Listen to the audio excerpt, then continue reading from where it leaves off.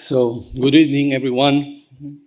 It's been a long day. I know that I'm standing between you and the drinks, so don't worry, I will be brief. As Giovanni Buttarelli used to say, just allow me for a footnote to the many speeches that were given today. Then Giovanni would go for 20 or 30 minutes. Don't worry, this is not my plan. It's truly a footnote. I would like just to share with you a few thoughts. But before that, I need to thank you all very much for your participation. Thank the speakers and the moderators for their insights, and to thank all EDPS staff members for their hard work that has made possible this gathering today. Peter Hustings used to say that at the EDPS, everybody washes the dishes. And today, all members of or staff members of the EDPS washed our dishes. So I would like to ask you for a big applause for EDPS staff that helped today.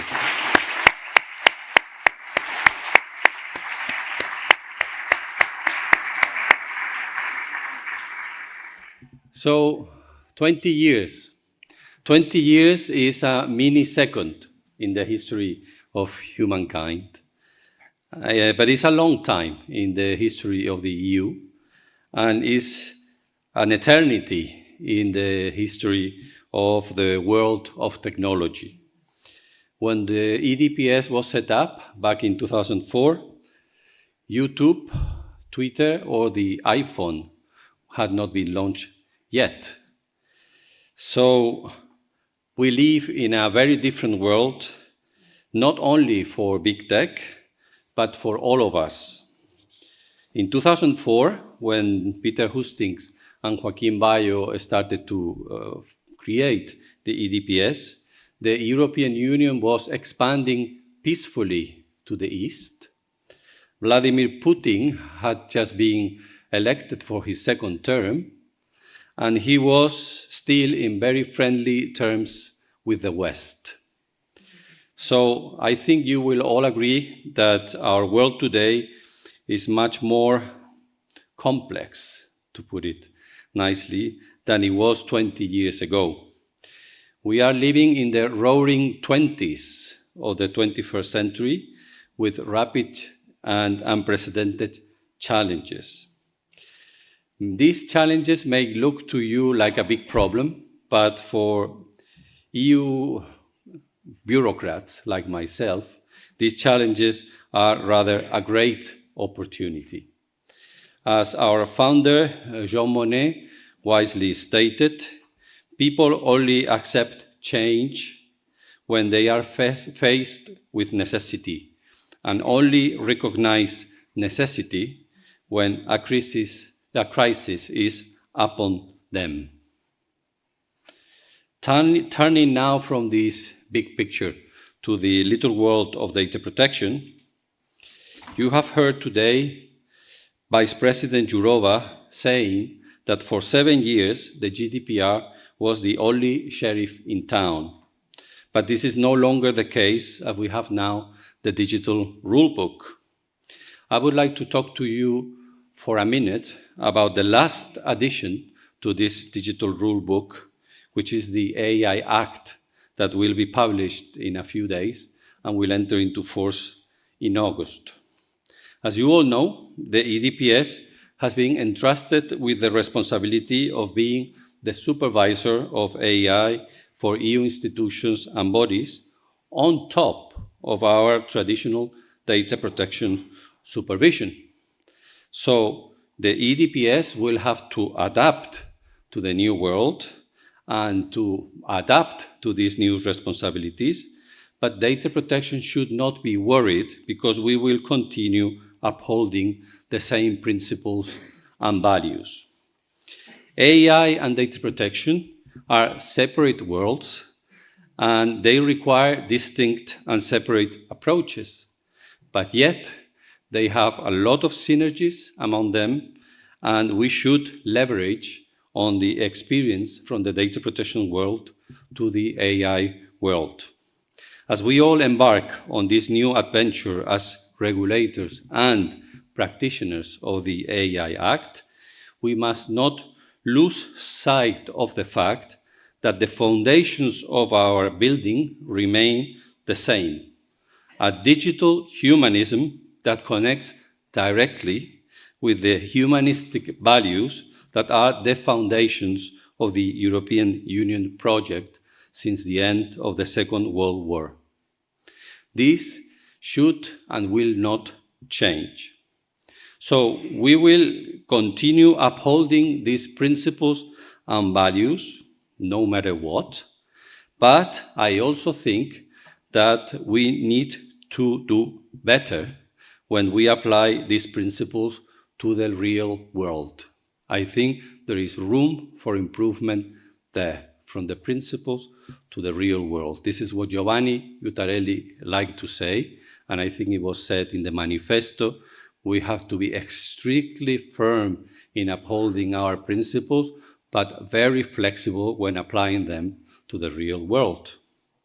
So, let me give you a concrete example of what I mean with this assertion. We will have four or five big AI players. None of these big players will be European. They will all be foreign players.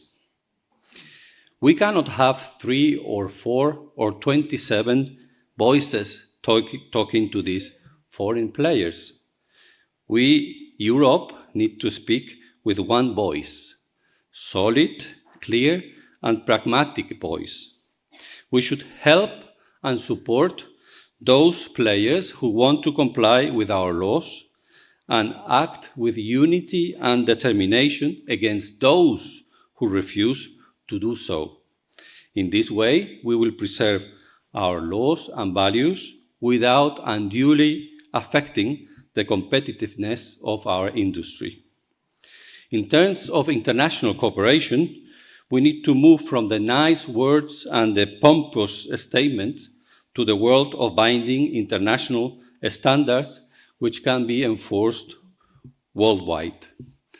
Viviane Reding just told us that when she started working on data protection, she realized that data protection was no longer an European affair. It became a global affair. I'm afraid, dear colleagues, that upholding democracy, rule of law, and the defense of fundamental rights is no longer a European affair, it's becoming a global affair.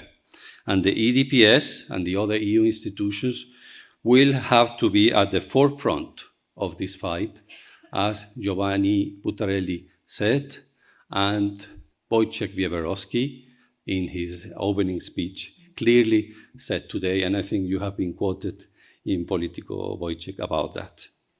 So I started quoting Jean Monnet, and I would like to conclude my little speech again quoting Jean Monnet, our founder. He said that nothing happens without people, but nothing lasts without institutions. So in these past 20 years, some people have made the EDPS possible. The leadership of Peter Hustings, Giovanni Buttarelli, and Wojciech Wiewerowski, and the hard work of a little group, really little group of motivated EU officials have made the miracle of having an European data protection supervisor growing in size, competence, and expertise. I promised you that I would be brief, so I will not tell you how I see these 20 years. I refer you to the little piece I wrote for the commemorative book, a little piece that I titled A Tale of Three Supervisors. There you will be able to see how I see these 20 years.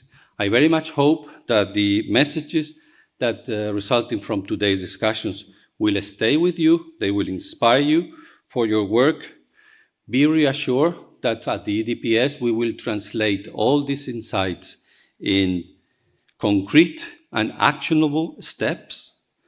We are very proud of what we have achieved in the last 20 years, but we can commit to continuously seeking ways to do better. So the data protection culture that we have managed to embed in the EU institutions these 20 years will continue strong and resilient no matter what. So as the Secretary General of the European Data Protection Supervisor, let me tell you that thanks to the leadership of our supervisor, Wojciech Wieborowski, and the hard work of the management team and all the EDPS staff, today our organization is on track, our house is in order, and we are ready to serve the EU project for another 20 years. So thank you very much for your participation. Thank you very much for your attention. And I formally declare the European Data Protection Summit closed. Please join us for a drink. Thank you very much.